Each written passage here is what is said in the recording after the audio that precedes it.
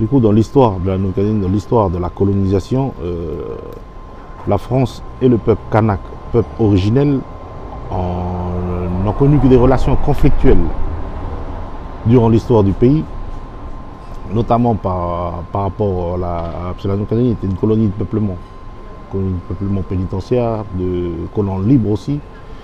Et ça a toujours, la question du peuplement a toujours été un sujet de discorde, qui a connu plusieurs révoltes kanak en 1856-1859, autour de la région de Nouméa, où des tribus ont été rasées, toujours par rapport à l'accaparement des terres et au peuplement.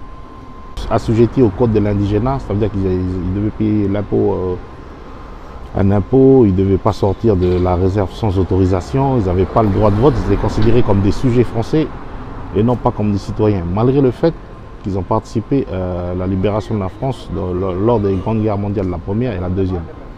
Jusqu'aux années 70 où il y a eu le boom du nickel. Il faut savoir que la Nouvelle-Calédonie elle détient des réserves métallurgiques, des réserves minières conséquentes.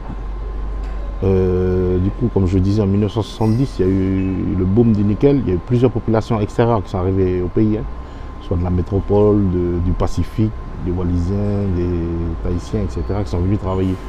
Donc ça a déséquilibré un peu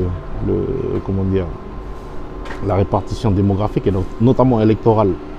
Donc les Kanaks devenaient de plus en plus minoritaires dans leur pays. Malgré tout, les indépendantistes ont accepté, se sont préparés pour faire campagne pour cette troisième consultation.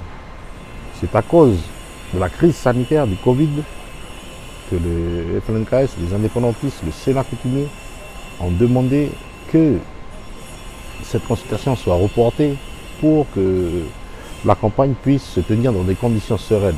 Je pense que l'État français a forcé les choses pour justement nous voler notre victoire. Du coup, il a sabordé la fin de l'accord de Nouméa. C'est à partir de ce moment-là qu'on a considéré que l'État est sorti de son impartialité. Moi-même, je fais partie d'une mission qui est encore venue avant le passage du projet de loi constitutionnelle.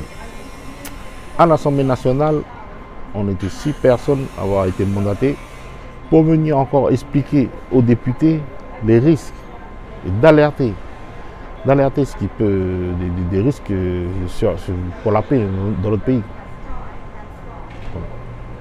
On n'a pas été écoutés, on a rencontré l'ensemble des présidents de groupes parlementaires à l'Assemblée nationale. Maintenant, on dit que c'est de la réponse. Tout ce qui se passe au pays, c'est de la responsabilité du gouvernement français. Vous disiez, nous, on est venu alerter.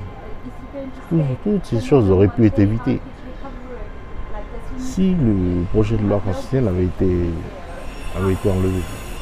Pour nous, l'objectif, c'est toujours l'accession du pays à la pleine souveraineté. On ne pensait pas, le FLNKS ni la CCAT, c'est la cellule des actions de terrain, jamais appelé à brûler le pays, à saccager. Ça fait plus de 6 mois qu'on se mobilise pacifiquement pour alerter des dangers qu'encourt le pays. L'État est sorti des chemins qui ont conduit la paix dans le pays.